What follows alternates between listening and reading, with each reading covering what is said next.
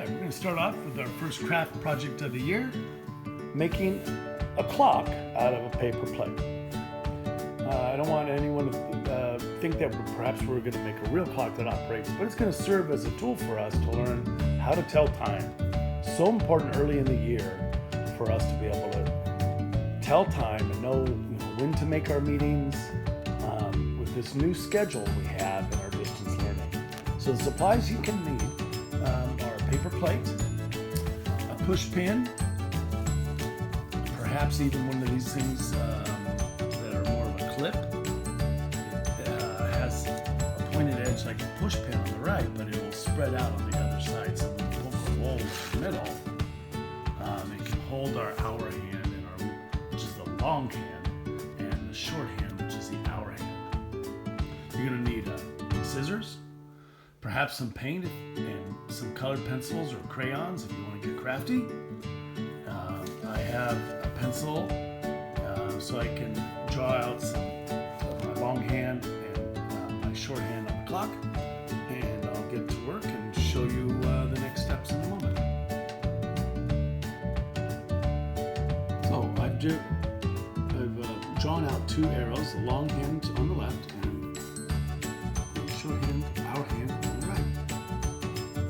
I'll cut those out and paint them or draw some color on them, and they'll be placed on the paper plate. So I've got my two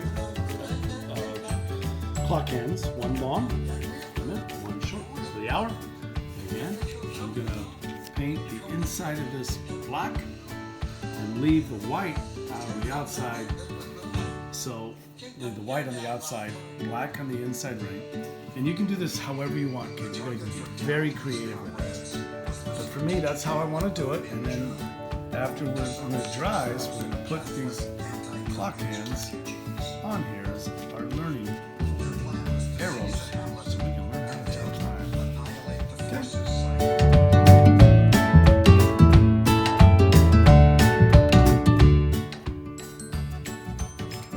Next step is to put numbers on your clock.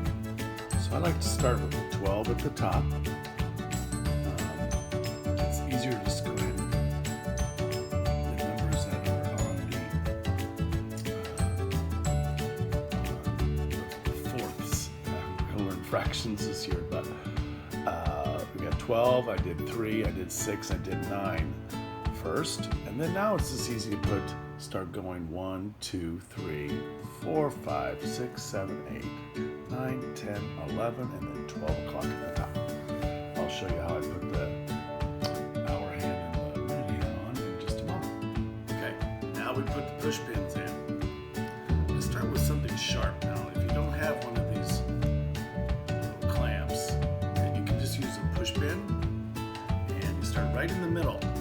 So I kind of like to have my hour hand and minute hand in the on the plate, makes it a little easier to see, and then I'm going to poke right through both of them. See it right through the hole there. Now I can leave that there, or you can perhaps get a tool to bend down the sharp end of this pen so you don't poke yourself. What I'm going to do, since I have the right kind of tool here, and I wish if we were in class I could give you enough of these, but this will work here because now my little hour hands will go around. But for my purposes here, you can get one of these kind of small clamps, and I'm going to go through both of them again. Hopefully.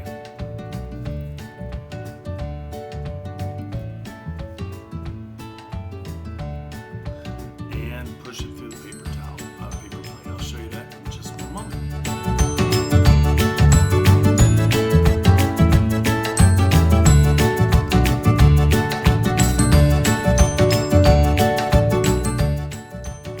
Okay, now that we've got our hour hand and minute hand attached to the clock, I'm going to write in the amount. If we were using this clock without considering the hours, using this clock just for the minutes, we would put, when the long hand, the minute hand, is to the 1, that means it's 5 minutes after 12. And we'll get into this further when we get into our telling time. So for now, I want you to go add by 5s all the way around your clock until you get back to 12. I'll show you that in just one moment. All right, we now are looking at the long hand and the minute, or it's also called the minute hand, pointing to the 1 and the small 5 behind it. So you won't see a lot of clocks with this, but for teaching purposes, teachers like to put the amount of minutes, which makes it easier at first for students to learn the minute time relative to the clock here. So it says 5. When the long hand would be at the 10, it would be 10 minutes past the hour. When the long hand is pointed towards the 3, it would be 15 minutes past the hour. Or a lot of people will call this a quarter past the hour. We'll learn about several different ways to announce the time. When the long hand is at the 4, and we're not even paying attention to the short hand now, just the minute hand. The long hand is pointing to the 4, it's 20 minutes past the hour, and then we just keep going around where it's 25 minutes, 30, 35, 40, 45, 50, 55 minutes past the hour, and then 60 minutes make up one complete hour. So when you make your clock, these are all of the components that you really have to add. Now, you may need some help with an adult to put in the middle clasp here. The main thing is you want to be able to rotate the hour hand and the minute hand independently. Okay. And so you want it just a little bit loose, not too tight on your push pin here. Okay. So these can rotate without the other ones. They can rotate independently. All right. So you can color it any way you wish. So it's nice and colorful and fun. Okay. I like using orange and black because it's cool colors. All right. We'll talk about some more. And it's our first craft project of the year. It's fun.